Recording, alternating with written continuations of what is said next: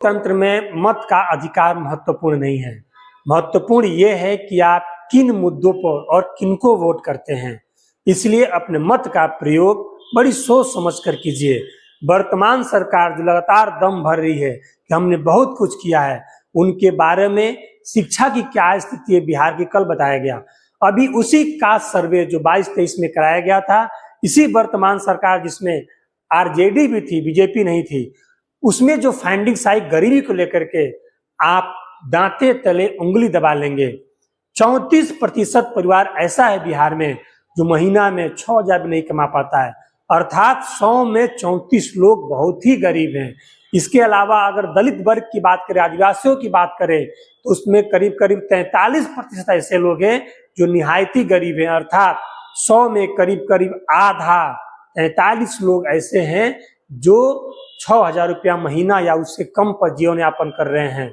अगर ओबीसी पिछड़ी जातियों और अत्यंत पिछड़ी जातियों की बात करें तो करीब करीब 1/3 जनसंख्या अर्थात 100 में 33 लोग ऐसे हैं जो निहायती गरीब हैं।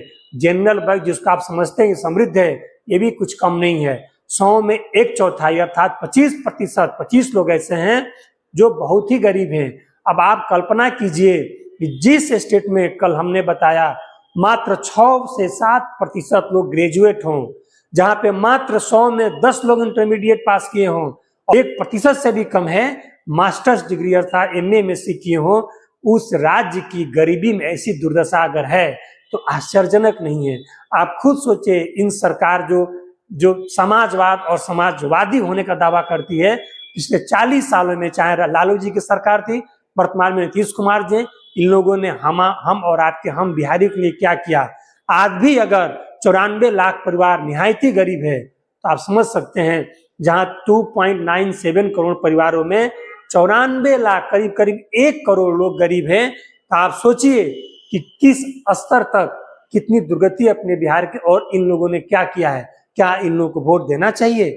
जरूर सोचिए एक बार। आपके पास फिर बता रहा हूं एक नया विकल्प है जन स्वराज के रूप में, जो पलायन, बेरोजगारी, शिक्षा, इन चीजों पर बात कर रहा है और ऐसे व्यक्ति के हाथ में कमान है जो वास्तव में बहुत पढ़ा लिखा और इन सब कार्यों को करने में सक्षम है।